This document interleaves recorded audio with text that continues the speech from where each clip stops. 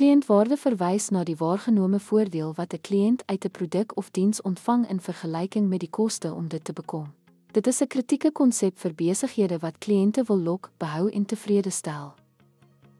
Kliëntwaarde is die balans tussen die voordele wat 'n kliënt verkry, soos kwaliteit, gerief of tevredenheid, en die opofferings wat hulle maak, soos koste, tyd of moeite. Dit is subjektief en wissel na gelang van individuele voorkeure, behoeftes en verwagtinge.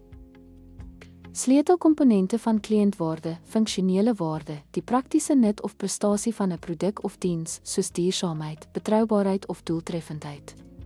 Emosionele waarde, die emosionele verbintenis of bevrediging wat verkry word uit die gebruik van 'n produk, soos 'n gevoel van geluk, trots of nostalgie. Sosiale waarde, die waargenome sosiale voordele van 'n produk, soos status, erkenning of behoort aan 'n groep. Ekonomiese waarde, die finansiële voordeel van 'n produk, soos kostebesparings, afslag of langtermyn bekostigbaarheid. Faktore wat kliëntewaarde beïnvloed, kwaliteit, produkte en dienste van hoë gehalte verbeter kliëntetevredenheid en waargenome waarde.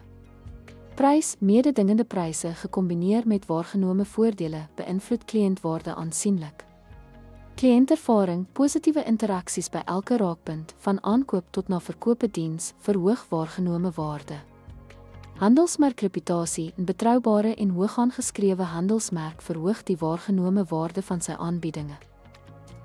Belangrikheid van kliëntewaarde bevorder kliëntetevredenheid en lojaliteit wat lei tot herhaalde aankope en verwysings. Beïnvloed aankoopbesluite en kliëntebehoudssyfers. Help besighede om hulself van mededingers te onderskei deur beter waarde te lewer. Kliëntwaarde is die balans van voordele en koste soos deur die kliënt waargeneem, wat funksionele, emosionele, sosiale en ekonomiese dimensies insluit. Besighede wat kliëntewaarde verstaan en prioritiseer, is beter geposisioneer om sterk verhoudings te bou, lojaliteit te bevorder en langtermyn sukses te behaal.